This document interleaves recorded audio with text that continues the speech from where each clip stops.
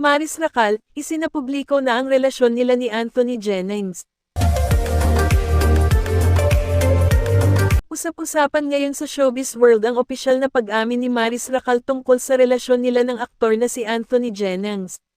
Sa isang exclusive interview, ibinahagi ni Maris na matagal na nilang itinago ang kanilang relasyon ngunit napagdesisyonan na nilang gawing public ito upang maging totoo sa kanilang mga taga-suporta. Ayon kay Maris, naging maingat sila sa paglalantad ng kanilang relasyon dahil sa kanilang busy schedules at para maprotektahan ang kanilang privacy. Masaya kami sa kung anong meron kami ngayon, at naisip namin na panahon na para maging open sa lahat, pahayag ni Maris.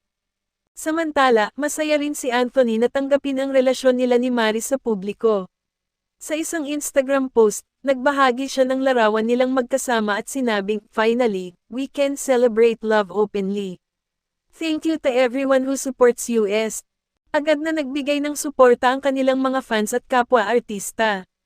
Trending ang hashtag na #MarisAnthonyOfficial sa Twitter, na puno ng congratulatory messages at good wishes para sa bagong showbiz couple. Sa kabila ng saya, may ilang netizens na nagtanong tungkol sa kanilang mga past relationships, ngunit nananatiling positibo sina Maris at Anthony, na nakatuon lamang sa kanilang kasalukuyang kaligayahan.